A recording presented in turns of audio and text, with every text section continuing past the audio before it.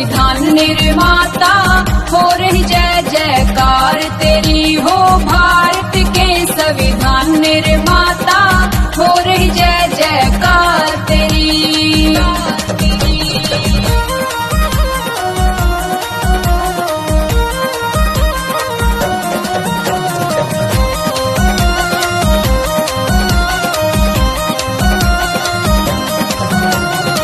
दलित पिछड़े वर्ग को दिया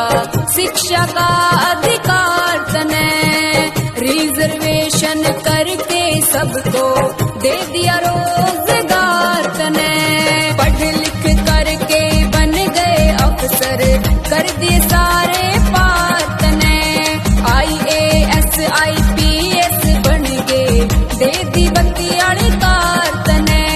कर्ज उधारा दिया हमें ना उतरेगी ये उधार तेरी, हो भारत के संविधान निर्माता, हो रही जय जयकार तेरी, हो भारत के संविधान निर्माता, हो रही जय जयकार तेरी।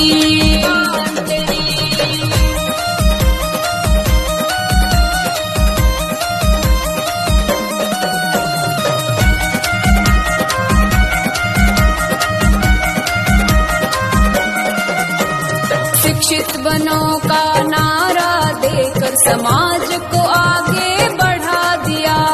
संगठित रहने का गुरु हो बाबा आपने हमें सिखा दिया,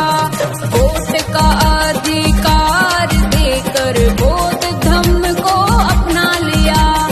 बच्चा बच्चा ऋणी आपका आपने हमें सम्मान दिया,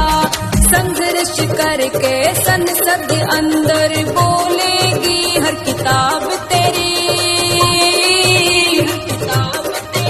हो भारत के संविधान निर्माता, हो रही जय जयकार तेरी, हो भारत के संविधान निर्माता, हो रही जय जयकार तेरी।